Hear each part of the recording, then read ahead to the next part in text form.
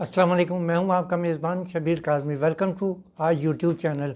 हमारी आज की गुफ्तगू का मौजू कराची के लोगों में बढ़ता हुआ एहसास महरूमियत या हुकूमत से ये शिकायत है कि वो उनके मसाइल की तरफ तवज्जो नहीं दे रही। इसके लिए अगर हम तारीख़ उठाएं तो वो तो बहुत तवील है, जिससे मैं कोई सा रेफरेंस भी यूज़ नहीं करूँगा।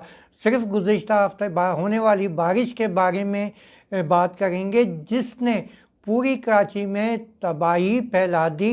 गरीबों की बस्तियां तो पानी में डूब गई सो डूब गई, लेकिन जो एक्सपेंसिव इलाके हैं, स्पेशली डिफेंस के, पर्टिकुलरली जो मेरे दोस्तों ने फेज़ 5 की जो मुझे तस्वीरें और वीडियोस भेजी हैं, उसमें वहाँ 2-2, 3-3 फुट, 4-4 फुट पानी है। सोसाइटी पानी में डूब गया। बहुत सारे इलाके, हदिये के शहीद मिलत का जो फ्लाईओवर है और उसके बराबर में टीपू सुल्तान पे एक और फ्लाईओवर बना है, वहाँ पे पानी इतना ज़्यादा था कि मोटरसाइकिलें डूब गईं। तो बात यह है कि सवाल ये है लोगों का कि जी कराची एक प्रोविंस के लिए 90% रेवेन्यू कलेक्शन करता है, फेडरेशन के लिए 75% रेवेन्यू कलेक्ट करता है। तो आखिर इस शहर और इस शहर के लोगों के साथ सौतेले बच्चों का सलूक क्यों किया जाता है? सबसे बड़ी जो एक चीज़ सामने आती है वो ये है कि कराची का जो हमारा शहर है उसकी सालाना जो मेंटेनेंस के लिए जो रिक्वायरमेंट है वो 50 से 60 बिलियन रुपए है। जो रेवेन्यू कलेक्ट करता है कराची, उसके आगे वो बहुत छोटी सी रकम है। लेकिन मालूम ये होता है, जो हमारे पुराने मेयर होते थे मुस्तफ़ा कमाल साहब, उनकी ये शिकायत थी कि कराची के अंदर 18 सिविक अथॉरिटीज़ काम करती हैं। अब मुझे बताइए कि जिस शहर में 18 सिविक अथॉरिटीज़ होंगी, जिनके अपने अपने निज़ाम होंगे, अपने अपने लोग होंगे, उनके अंदर कोऑर्डिनेशन नहीं होगा। और लाजमी बात है, जब उसमें कोऑर्डिनेशन नहीं होगा तो कराची का शहर जो है वो बतदरीज कचरे में धंसता चला जा रहा है।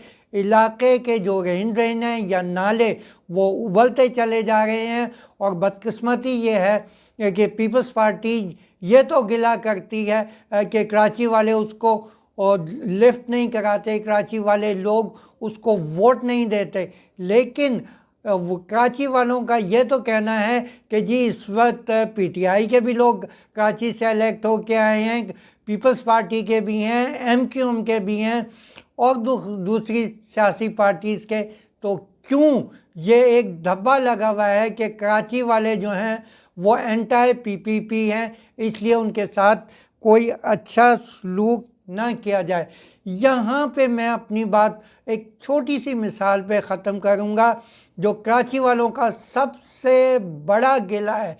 देखिए, कराची में मुल्क की सबसे ज़्यादा मोटर कार्स, मोटरसाइकिलें, रिक्शाएँ, मिनी बसेस, ट्रक्स, और हदिये के वो ट्रक जो आप लॉन्ग हॉल होते हैं, कराची पोर्ट से सामान लेते हैं और पेशावर तक जाते हैं, वो सब कराची की सड़कों से गुजर के जाते हैं। और इसमें से अक्सर व्हीकल्स वो हैं जो कराची में रजिस्टर हैं और कराची से हर साल बिलियंस ऑफ रुपए का मोटर व्हीकल टैक्स कलेक्ट किया जाता है। लेकिन कराची की टूटी फूटी सड़कें इस बात का खुला सबूत हैं कि शायद वो जो ओवरऑल कराची का कलेक्शन है उसका 20 से 25% या 30% से ज़्यादा कराची में खर्च नहीं होता।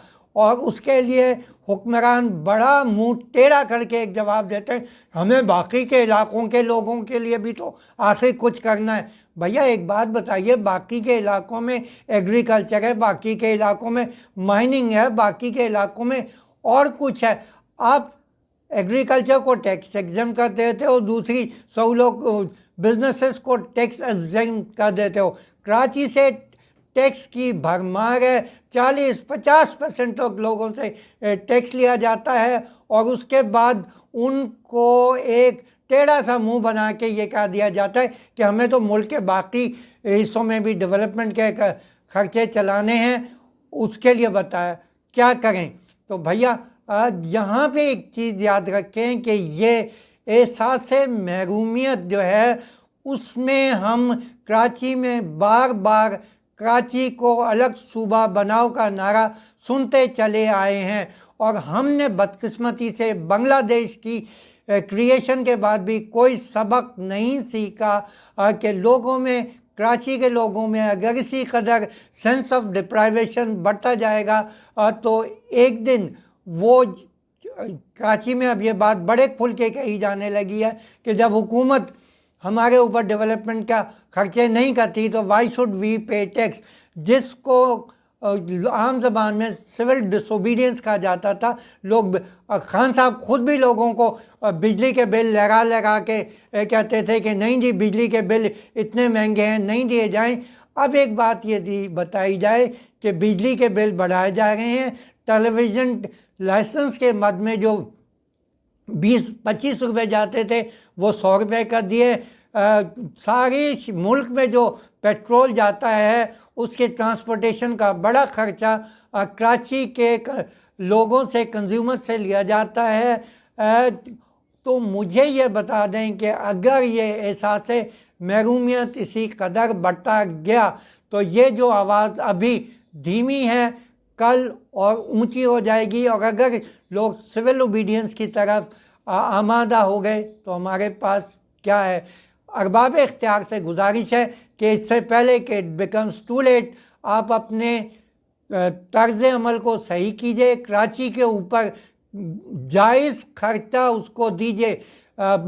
फेडरेशन, प्रोविंस और सिटी गवर्नमेंट की लड़ाई को ख़त्म कीजिए।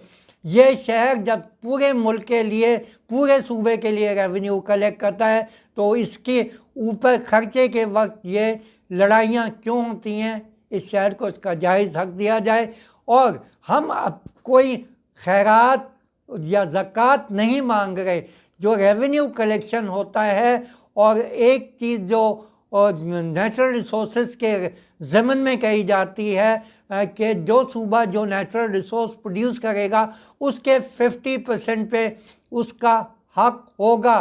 तो कराची को स्पेशल रेट के ऊपर फर्नेस ऑयल सप्लाई किया जाए, स्पेशल रेट के ऊपर गैस सप्लाई की जाए, और वो जो एक लॉलीपॉप होता है कि कराची को 600-650 मेगावाट बिजली सप्लाई की जाती है। तो भाई कराची में जो सामान तैयार होता है, पोर्ट पे जो लोग बिजली इस्तेमाल की जाती है, पोर्ट पे जो बिजली इस्तेमाल की जाती है, उससे फ़ायदा तो सारे मुल्क के रहायशी उठाते हैं। तो प्लीज़ कराची के ऊपर खर्चा कीजिए क्योंकि ये शहर रेवेन्यू देने वाला है। इसी बात पे इजाज़त दीजिए। अल्लाह हाफ़िज़।